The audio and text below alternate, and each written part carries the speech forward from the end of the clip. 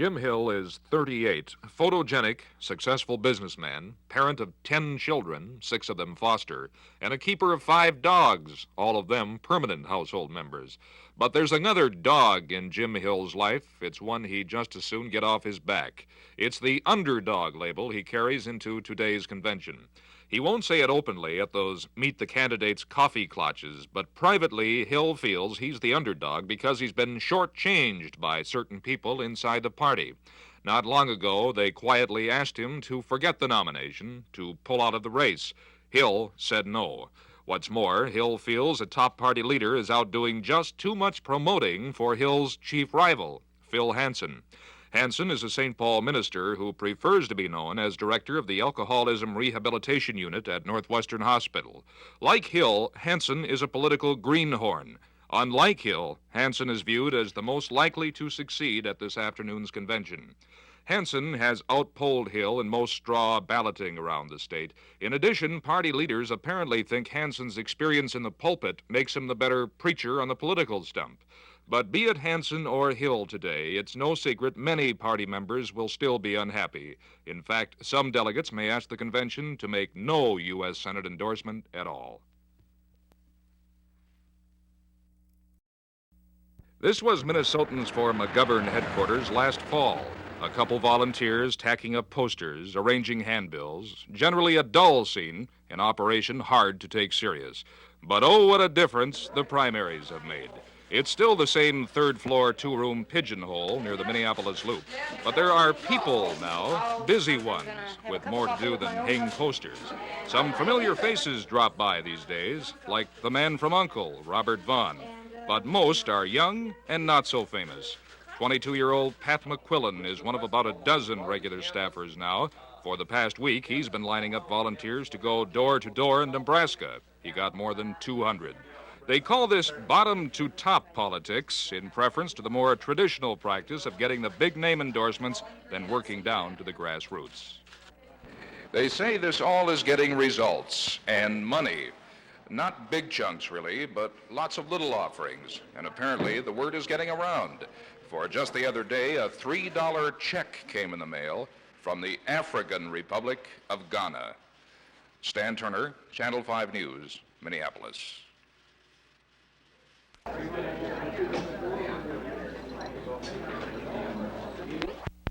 They scratch their noses and dig things out of their eyes. That's true. Mr. Payne, why now, 30 years after, do you write a book on Hitler? It's part of a pretty well, carefully thought out long-term project in leaving Hitler to the last. That's the only reason why it was 30 years afterwards. Could have been 10 years ago. Would it have been more relevant 10 years ago, do you think, than it is today? No. I think for some mysterious reason, probably the fact that a whole generation has passed, this apparently is the time to write about Hitler, but I didn't know that when I set out. That brings me to the other topic. There have been more than one writer in recent times, Robert Forsyth with the Odessa File, and I understand there's now a magazine version of World War II coming out. Why now? I go back to the theory that a generation has to pass before we can really see what happened. And that it happens, you know, with a great deal of writers. Conrad goes into obscurity for about 25 years after his death. Hemingway plunged down. Scott Fitzgerald plunged down. And roughly for the same reasons, historical events can only be seen with reasonable correctness 25 years later. It gives people time to dig up the papers, write monographs on small, unimportant things, which later people can come along and steal from and then try to put all the pieces together. Is that the reason, or is it the reason today is that maybe there's so many, like as in your speech earlier, there's so many important things that we could have learned about society from World War II that are adaptable? Which is it? Or do you think that plays a No, I think that all these things play a part in the game.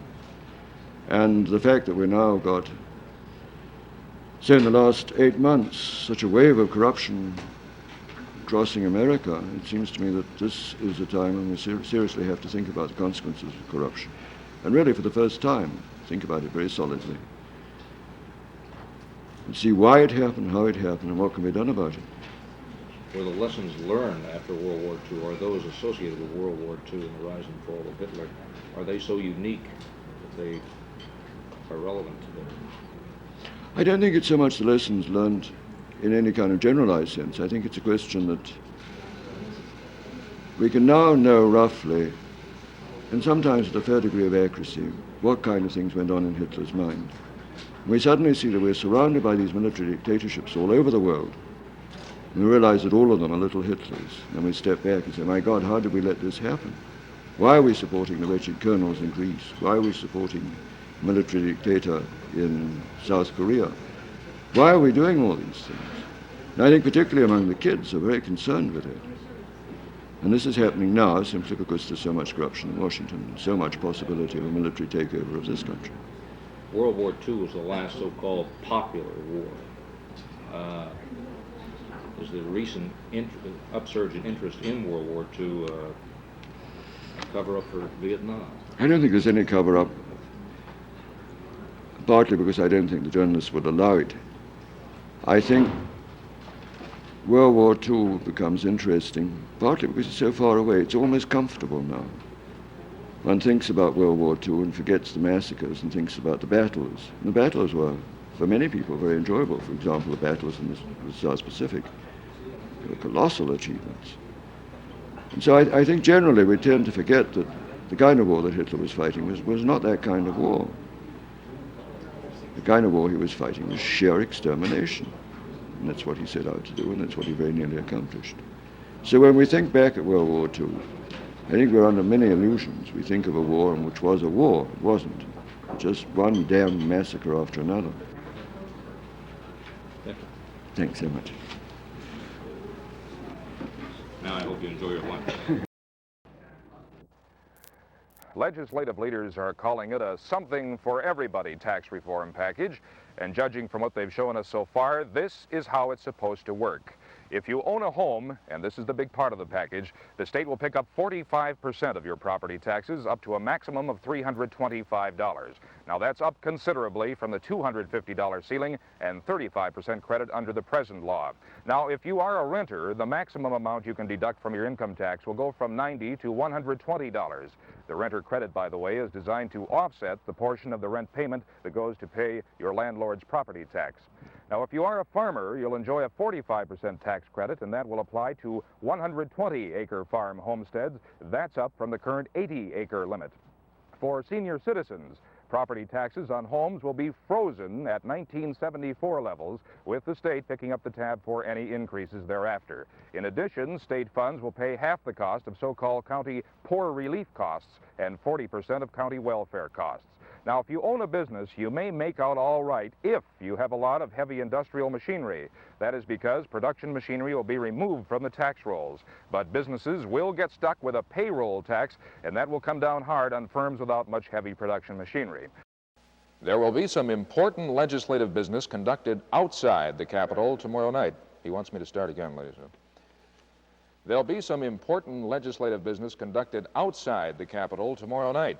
The upstairs of Jack's Cafe in northeast Minneapolis will become a hearing room as lawmakers from both houses open hearings on a bill dealing with the Vietnam Veterans Bonus. The bill to be heard allows a maximum total bonus of $400. The nighttime meeting is aimed at making it easier for vets to attend. Here at the Capitol tomorrow, there'll be some wrangling on the House floor over a bill that would kick the Lieutenant Governor's salary up from $9,600 a year to $30,000. Here in the Senate tomorrow, there'll be a big Democratic-Republican fight over a resolution which asks President Nixon to restore the National Water Bank Program and the Rural Environment Assistance Program, known as REAP. And Governor Anderson makes a bit of history tomorrow as he signs into law that bill that reattaches political party labels to state legislators, thus ending 60 years of pretending that this is a nonpartisan legislature. Stan Turner, Channel 5 News, the state capitol. Sure. If all goes as planned, and it rarely does up here, the great debate over the handgun control bill should move on to the floor of the Minnesota House this Tuesday. But the bill's supporters are still a bit shaky. They hope, but they're not sure, that they have the votes to pass it. In any case, the nose count in the House should be close. By the way, the same bill is also on the docket for this coming week over in the Senate. But the bill supporters over there are frank to tell you they do not have the votes to pass it yet. In any case, the bill may, just may, come up for a vote on Saturday. In other likely developments this coming week, the Senate will decide whether to give final approval to that bill that boosts the state gasoline tax from 7 to 8 cents a gallon. Even if it does clear, it may mean nothing over in the Senate. That's because there are strong indications that the House will kill the bill this session. The full Senate should also get around to a lot of speech-making on the floor over that resolution that asks Congress to pass a constitutional amendment that outlaws abortions. But again, the big noise this coming week up here on the Hill should come over the gun control debate. It should be a long and hot one. That's assuming that the bill's supporters dare to put it to a vote at this time.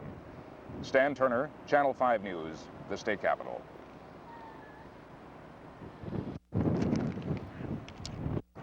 Just a minute, Walt. If everything goes as planned, and it rarely does up here, the great debate over the handgun control bill should move on to the floor of the Minnesota House this Tuesday. But the bill's supporters are still shaky.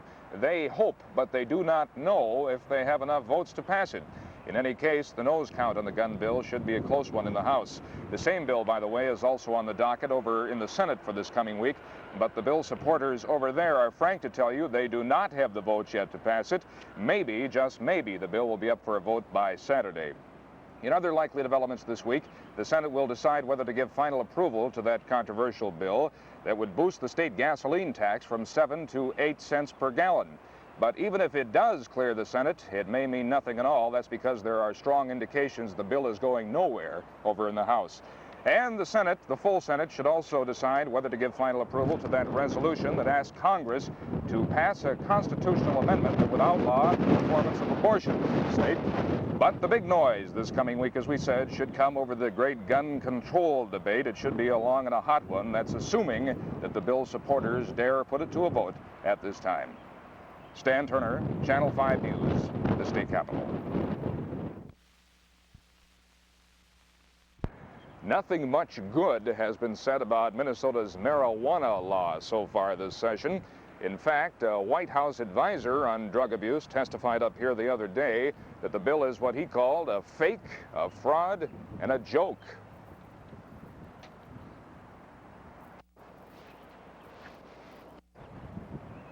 It is fair to say that nothing much good has been said about Minnesota's marijuana law so far this session. In fact, a White House advisor on drug abuse testified up here the other day that the bill, the current law, is what he calls, I'm going to have to do that over. Sorry.